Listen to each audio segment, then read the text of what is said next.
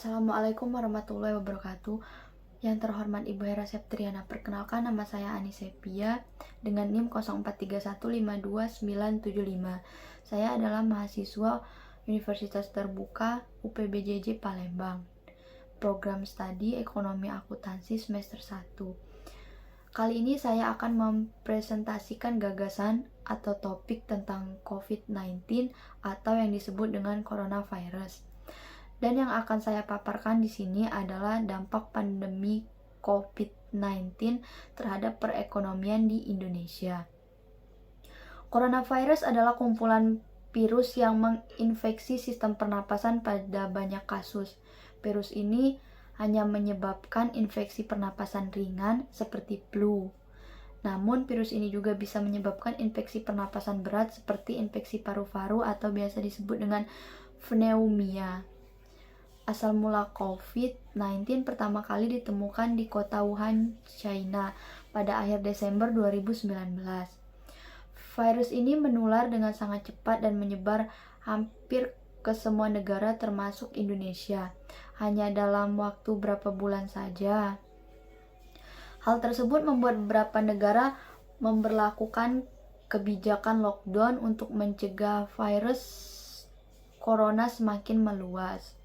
Di Indonesia, pemerintah menerapkan kebijakan pemberlakuan pembatasan kegiatan masyarakat atau biasa disebut dengan PPKM. Untuk menekan penyebaran virus ini, adanya pandemi COVID-19 ini berdampak luas terhadap krisis kesehatan maupun ekonomi global. Sepanjang tahun 2020 hingga sekarang, dari sisi ekonomi, dampak COVID-19 terlihat dari penurunan lajur pertumbuhan ekonomi global. COVID-19 tidak hanya berdampak negatif pada penurunan pertumbuhan ekonomi di negara berkembang saja, melainkan juga perekonomian di negara maju. Sebagian negara maju bahkan terperangkap dalam resesi ekonomi yang cukup dalam. Sedangkan dari sisi investasi, dampak COVID-19 terlihat dari minat investor asing untuk berinvestasi di Indonesia yang menurun sepanjang tahun lalu.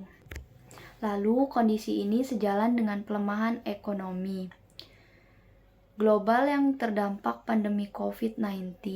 Upaya untuk menekan dampak COVID-19 adalah dengan melakukan kebijakan makroekonomi dan berbagai langkah di bidang kesehatan dengan resiko terhadap stabilitas makroekonomi dan sistem keuangan secara keseluruhan serta pemulihan ekonomi secara bertahap dapat berkurang.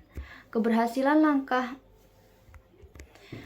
penanganan masalah COVID-19 menjadi faktor penentu yang sangat memengaruhi berbagai risiko. Dampaknya perekonomian dan sektor keuangan sehingga konsistensi dan kerjasama seluruh komponen bangga menjadi pengaruh penting keberhasilan penanganan krisis kesehatan ini.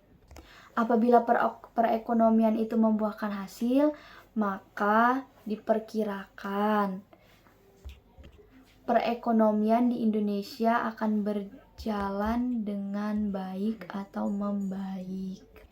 Karena COVID-19 sangat mempengaruhi gejolak perekonomian dan stabilitas keuangan di Indonesia.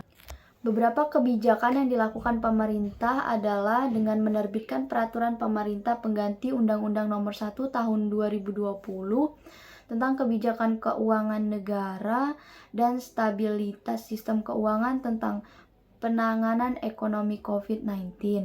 Langkah lain yang dilakukan pemerintah adalah dengan menghimbau semua warga masyarakat agar mematuhi protokol kesehatan agar COVID-19 segera berakhir dan perekonomian serta stabilitas keuangan kembali seperti semula. Demikian gagasan ini saya sampaikan.